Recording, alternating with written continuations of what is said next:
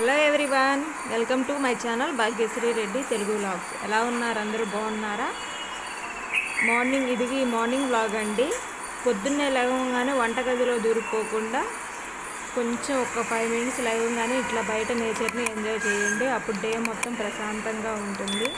Relaxation కూడా చాలా బాగుంటుంది. మార్నింగ్ టైంలో ఇట్లా నేను రోజు బాల్కనీలో కూర్చొని ఒక 10 మినిట్స్ అయితే ఇట్లా నిలబడి వ్యూని అయితే ఎంజాయ్ చేస్తాను.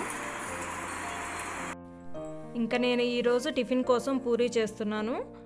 వీళ్ళకి హాఫ్ డే స్టార్ట్ అయిపోయినాయి కాబట్టి ఇంకా క్యారేజీ పెట్టే పని లేదు నాకు, అందుకని ఓన్లీ టిఫినే కాబట్టి నేను పూరీ చేస్తున్నాను. మామూలు రోజులైతే పూరీ చేయనండి, ఎందుకంటే టైం పడుతుంది కాబట్టి చేయను.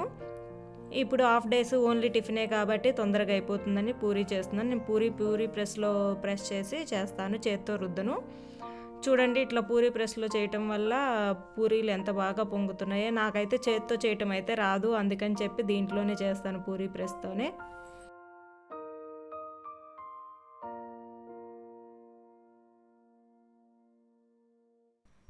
పిల్లలు 7:30 కల్లా వెళ్ళిపోతారు కాబట్టి వాళ్ళు లేచి రెడీ అయ్యేలోపు నేను మాత్రం నా టిఫిన్ పనులు నేను చూసేసుకొని వాళ్ళు రెడీ అయ్యి వచ్చేసరికి టిఫిన్ రెడీగా చేసి పెట్టేస్తాను.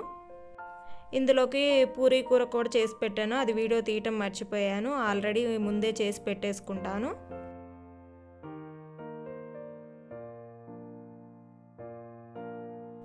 చూడండి, ఇదిగో పూరీ కూర చేశాను. ఒక క్యారెట్, 2 బంగాళదుంప, 2 టమాటాలు వేసి కొంచెం లాస్ట్లో శనగపిండి వేసి చేసేసాను కర్రీ. ఇంక ఈలోపు మా పిల్లలు రెడీ అయిపోతే వాళ్ళకి టిఫిన్ పెట్టేశాను. వాళ్ళు తినేసి ఇంకా స్కూల్కి వెళ్ళిపోయారు. ఇప్పుడు నేను గులాబ్ జామ్ చేస్తున్నాను. పిల్లలు ఎప్పటి నుంచో అడుగుతున్నారు, నాకేమో చేయడానికి కుదరలేదు, కానీ ఈరోజు చేస్తున్నాను. వాళ్ళు ఇప్పుడు చేశానంటే మధ్యాహ్నం హాఫ్ డేస్ కాబట్టి మధ్యాహ్నం 12:30-1 కల్లా వచ్చేస్తారు. వాళ్ళు వచ్చేలోపుకి రెడీ అయిపోతుంది. మళ్ళీ ఇవి చేసిన వెంటనే తినాలంటే అవ్వదు కదా, వాళ్ళు వచ్చిన వెంటనే అయిపోతే భోజనం చేశాక తినేస్తారు. అందుకని చెప్పి నేను ఇప్పుడే చేసేస్తున్నాను. నేను ఇట్లా గులాబ్ జామ్ ప్రతి నెల చేస్తానండి. ఇట్లా గ్రాసరీస్ తెచ్చుకుంటాం కదా, అందులో గులాబ్ జామ్ మాత్రం కంపల్సరీ తెచ్చుకుంటాను. ఎందుకంటే ఇంట్లో ఇట్లా బయట మనం స్వీట్స్ కొనుక్కునే బదులు ఇంట్లో చేసుకుంటే పిల్లలు ఇష్టంగా కడుపు నిండా తృప్తిగా తింటారు కాబట్టి ఇంట్లోనే ప్రిపేర్ చేస్తాను నేను. ఇప్పుడు గులాబ్ జామ్ కోసం ఆ పౌడర్ వేసి కొంచెం వాటర్ వేసే కలుపుకుంటున్నాను. మీకు పాలతో అయినా కలుపుకోవచ్చండి, నేను మామూలుగా వాటర్తోనే కలిపేస్తున్నాను. దీనికి మాత్రం ఎక్కువ వాటర్ అయితే పట్టదు, మీరు చూసుకొని వేసుకోవాలి. కొంచెం ఎక్కువైనా కూడా లూజ్ అయిపోతుంది పిండి మొత్తము. అసలు చాలా మరీ గట్టిగా ఉండకూడదు, మరీ సాఫ్ట్గా లూజ్గా ఉండకూడదండి, మీడియంగా ఉండాలి. అందుకని చెప్పి నేను కొంచెంగా వాటర్ వేసుకొని కలుపుకుంటున్నాను, ఇట్లా చూపిస్తున్నట్లుగా.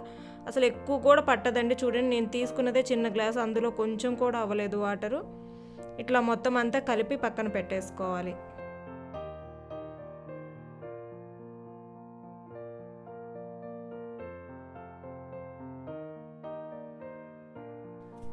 ఇప్పుడు నేను గులాబ్ జాముల కోసం పాకం తయారు చేసుకుంటున్నాను. నేను పంచదారతోనే పాకం చేసేస్తున్నాను. కావాలంటే బెల్లంతో అయినా చేసుకోవచ్చు, బెల్లంతో కూడా టేస్ట్ చాలా బాగుంటాయి గులాబ్ జాములు.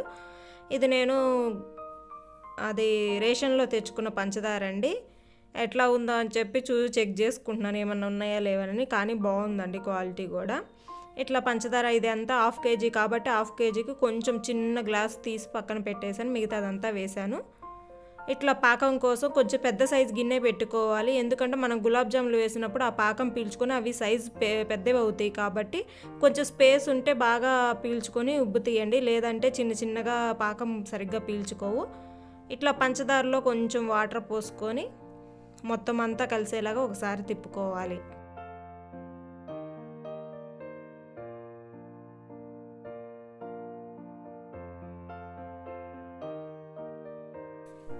ఇట్లా ఇది కరిగేలోపు ఈలోపు ఇందులో యాలక్కాయలు ఒక 4 యాలక్కాయలు దంచుకుంటున్నానండి.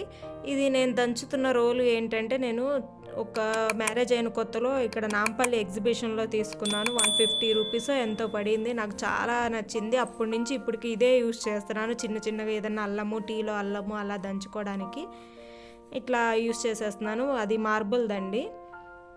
ఇట్లా మొత్తం అంతా యాలక్కాయ పొడి చేసుకొని అది వేసుకొని మరిగించుకోవాలి. ఈ పాకం అయ్యేలోపు నేను ఈరోజు ఇది పిండి కలుపుకున్నాను కదా, అవి బాల్స్లా చేసుకుంటున్నాను. బాల్స్లా చేసుకునే ముందు ఒకసారి పిండిని మళ్ళీ ఇట్లా మెత్తగా ఒత్తుకుంటే బాల్స్ కొంచెం స్మూత్గా వస్తాయి చేసుకోవడానికి.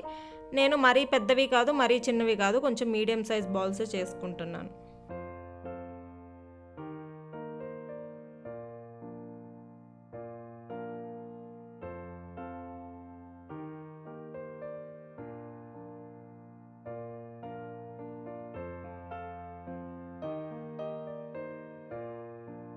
చూసారా, ఈ సైజ్ అయితే కొంచెం తినడానికి బాగుంటాయని ఈ సైజ్ అయితే చేసుకుంటాను.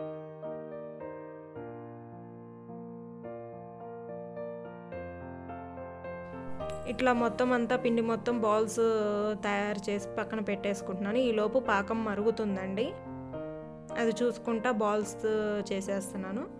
చూడండి, ఇట్లా పాకం అంతా మరిగిపోయింది కదా. దీనికి పాకము మరీ గట్టిగా గట్టిగా పాకం అవ్వకూడదండి. మరి అట్లా అని చెప్పి కరిగిన వెంటనే ఆఫ్ చేయకూడదు. కొంచెం సేపు అంటే పంచదార కరిగిన తర్వాత ఒక్క 5 మినిట్స్ కొంచెం మరిగించుకొని పక్కన పెట్టేసుకోవాలి, సిమ్లో పెట్టి మరిగించుకోవాలి. ఎక్కువ పాకం ఉంటే గులాబ్ జాములు పాకం పీల్చుకోవండి. ఇప్పుడు నేను అవి బాల్స్ గులాబ్ జాము తయారు చేసుకుని పెట్టుకున్నాం కదా, అవి బాల్స్ వేయించుకోవడానికి ఆయిల్ వేసుకున్నాను. ఇది నేను సన్ఫ్లవర్ ఆయిల్ యూజ్ చేస్తున్నాను. నెయ్యిలో వేయించుకుంటే టేస్ట్ కూడా బాగుంటుందండి. కాకపోతే ఏమవుతుందంటే చల్లారిన తర్వాత ఏమవుతుందంటే నెయ్యి పైనంతా పేరుకుపోయి తెల్లగా పేరుకుపోయినట్టు అయిపోతుంది. అందుకని చెప్పి నేను సన్ఫ్లవర్ ఆయిల్తోనే ఫస్ట్లో నెయ్యితోనే చేసేదాన్ని. అట్లా పేరుకుపోయిన తర్వాత తినబుద్ధి అయ్యేది కాదు. అందుకని చెప్పి నేను ఇప్పుడు సన్ఫ్లవర్ ఆయిల్లోనే యూజ్ చేస్తున్నాను. సన్ఫ్లవర్ ఆయిల్ కూడా అసలు ఆయిల్ పీల్చదండి ఇట్లా చేసుకుంటే. చూడండి, ఇట్లా మొత్తం అంతా గోల్డెన్ బ్రౌన్లోకి వచ్చే వరకు ఇట్లా కలుపుతూ మొత్తం అంతా కాలేటట్టుగా తిప్పుకుంటూ కలుపుకోవాలి.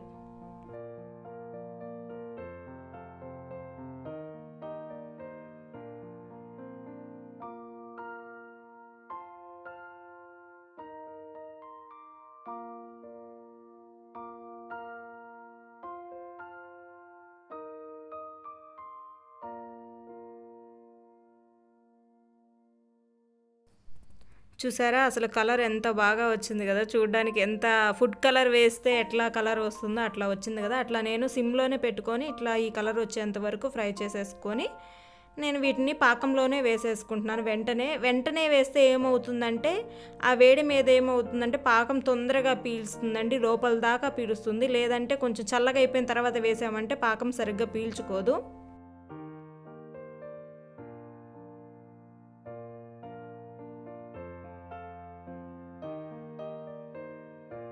ఇట్లా మళ్ళీ రెండోసారి వేసుకొని కూడా ఇట్లా వేయించేసేసుకున్నాను.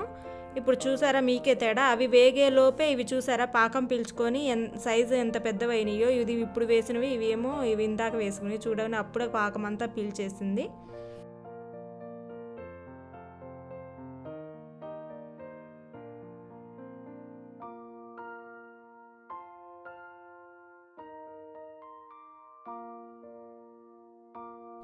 ఇప్పుడు నేను వీటిని బౌల్లో వేసి చూపిస్తానండి, ఎంత బాగా పీల్చుకుందో ఏంటో అనేది. చూసారా, అసలు కలర్ కూడా చూసారా ఎట్లా సూపర్గా ఉంది కదా. చూడటానికి ఒక్కటి కూడా పగిలిపోలేదండి, రౌండ్గా నీట్గా వచ్చినాయి. ఇట్లా నేను గులాబ్ జామ్ చూసారా ఒత్తినప్పుడు పాకం ఎట్లా బయటకు వస్తుందో, అంటే అట్లా వస్తే ఏంటంటే పాకం బాగా పీల్చుకున్నట్టు గులాబ్ జాములు. చూడండి, ఇట్లా స్పూన్తో అనంగానే ఎంత స్మూత్గా వచ్చేసినాయో.